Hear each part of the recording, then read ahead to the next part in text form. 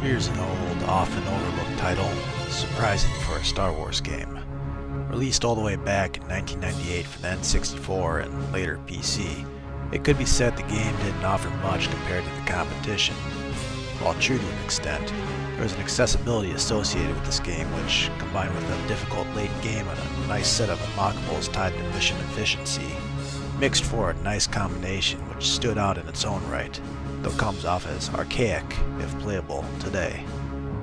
Star Wars Rogue Squadron takes place between the events of A New Hope and Empire Strikes Back, casting you in the role of Luke Skywalker and what Antilles once later, as he continues to make a name for himself with the rest of the Rogue Squadron.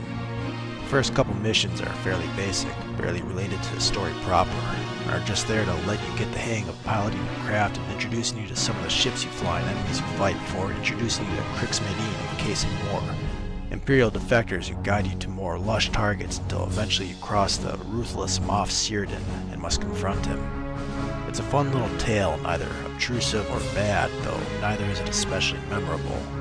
It gets much of the point home without anything cringeworthy, which is more than a lot of other titles from the time, and even the series, can say. It helps much is taken from the movies and expanded upon.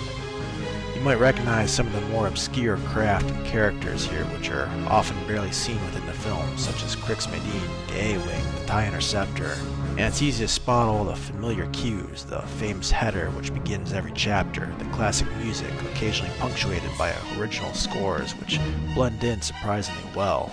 The graphics hold up about as well as it can, but limitations of the age are obvious, with thick fog across the environments, somewhat limited unit numbers, low resolution, muddy textures, and some rather obvious sprites.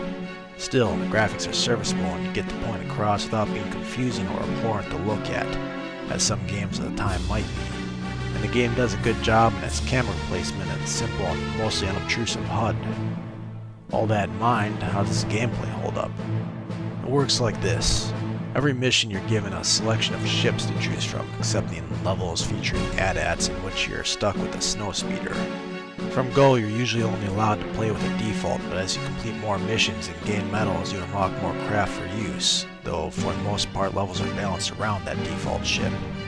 Typical standby is the X-Wing, a balanced option with good shields, a droid to repair damage, and a powerful armament with good spread which makes it easy to hit targets. It's a good general use craft, though it's a bit slower and harder to turn than some of the lighter craft you'll face, and can have a real problem should you enter a dedicated dogfight without missiles. Next up is the A-Wing, which was built purely for dogfights. It has limited shields and weaponry, but is fast and maneuverable enough to place your crosshairs on any enemy. The Y-Wing is built to kill the ground. Its bombs will demolish ground targets with ease, and its shields can easily shrug off multiple missiles or blaster shots, and like the X-Wing, repairs over time. But it's worthless in a dogfight, and if a dedicated enemy targets you, then there's all or nothing you can do. The speeder is made for levels featuring the AT-AT, and so is relatively balanced with decent armor, speed, maneuverability, and blasters and blaster spread, but cannot repair and has limited altitude. It also has no secondary weapon, trading it for the iconic tow cable used to take out the lumbering walkers. The V-Wing unlocks late and is nicer on paper than performance, with quick boost, rapid fire mode, and cluster missiles allowing it to demolish targets easily, but a thin spread and lack of maneuverability and altitude making it not so ideal for manually targeting other ships. From there we go on to the bonus craft. The Millennium Falcon is fast, tanks damage, and has an auto-targeting 360-degree turret, making it every bit the complete beast you might imagine. Then there's a TIE Interceptor, which is basically an A-Wing with even less shields, no missiles, and a beastly set of blasters which rival the X-Wing for ease of use. Last, using a cheat, you can get your hands on the Naboo Starfighter, which is basically like having an A-Wing with X-Wing shields, V-Wing rapid-fire blasters, and a one-shotter missile. In other words, an overpowered monstrosity. So overall, there's a pretty decent ship selection, which the game generally does well utilizing. It's not without problems, however. The Y-Wing, for instance, is completely useless outside its designated levels, while the A-Wing and TIE Interceptor have so little shields that they have issues dealing with simple probe droids, to say nothing of some of the longer, more grueling levels. Meanwhile, it's disappointing how poor the X-Wing handles in dogfights, only really being saved by its missiles and blaster spread. Which, I suppose, brings us to our enemies. They're pretty basic for the most part. TIEs often spawn from the sky in scripted sequences, while levels are littered with AT-PTs and the tougher AT-STs, which also occasionally spawn during certain missions to threaten you, though only so long as you approach them head-on, along with tiny tanks and probe droids which are barely more of a threat than stormtroopers. Speaking of, stormtroopers will occasionally fire up to you, though can be safely ignored, though not so much the enormous AT-ATs, which will take a chunk off your shields with a direct hit, which tends to be easy to avoid, but Lord save your NPC allies should they be caught for an instant in front of those blasters. Immune to conventional weaponry, they take a bit to bring down with your snowspeeder, so require some mild planning, but aren't themselves too difficult to deal with. Then of course are the turrets, with the simple turbo lasers being easily dealt with, their tower form taking a bit more damage to blow up, while missile turrets can often seem like the bane of your existence, especially when massed together. As to the TIEs mentioned at the start of this, they're pretty basic for the most part. All have the same basic swarm pattern and will do little to dodge or engage you, following along set paths until you easily target them. Bombers can be a bit more of a threat, if only to weaker escort targets, but themselves are slow and easy to target. Special case needs to be made of the dogfighters though. These are the real bastards of the game. Every once in a while, a mission will contain a couple of these, and they will turn to follow you endlessly, blasting their lasers and can easily catch you unaware and annihilate you. It's a strange, even unbalanced inclusion which far offsets the complete lack of AI everything else has, but most of your choices have some way to combat them. Everything but the Y-Wing, which very simply is incapable of defeating these enemies. All these combine well in missions, creating a familiar atmosphere while introducing some aspects which might not be so well known to a general audience. Missions are all ground attack of one sort or another. Nothing in the game takes place in space despite the name, and that's where it's generally best served, as you're more focused to contend with enemies threatening allies than yourself. When it does force it into dogfights, it tends to bog down, as the AI here is atrocious, either following scripted paths or not forgiving enough to deal with traditionally. Level design, however, is very impressive, especially considering limitations.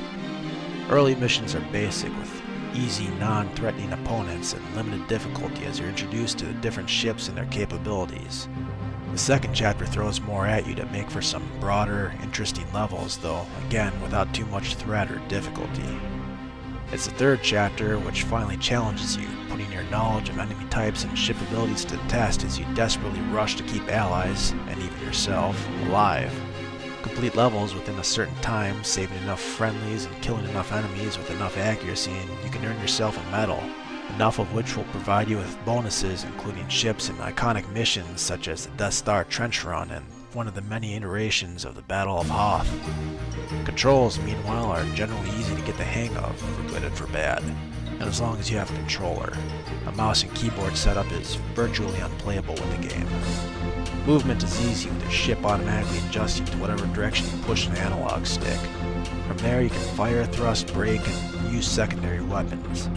If you like getting more advanced, then you can use ship boosters, fold your wings, or link your lasers to adjust to the target you happen to be facing, or manually roll your craft for what little good that actually does.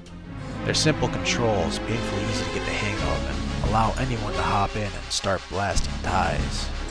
Put that all together and you're left with a fun game that delves a little deeper into a beloved part of a beloved universe, one which is easy to get into while providing some late challenges, but one not without problems. It cannot be stated enough just how horrible the AI is here, and how disappointing the dogfighting is because of this. Most of the time, you yourself are in no real danger, and when you are, it's typically because you're put into a situation that's downright unfair or not fun, such as in a Y-Wing facing off against a dogfighter, or in a map littered with missile turrets. If you're a big Star Wars fan, this isn't a title to be missed. If you actually enjoy a little arcadey aerial combat, Rogue Squadron might just scratch an itch, especially if you like to challenge yourself or any of the medals it has to offer. However, there are definite technical limitations. The game can be finicky to run on modern machines and has no real graphical upgrades to speak of, unlike most any other semi-popular games of the time.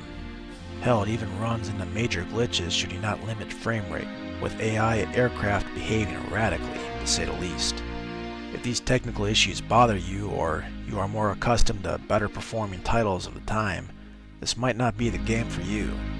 It does offer enough ease of use and avoids dragging its feet enough that I'd recommend most with a passing interest to give it a try.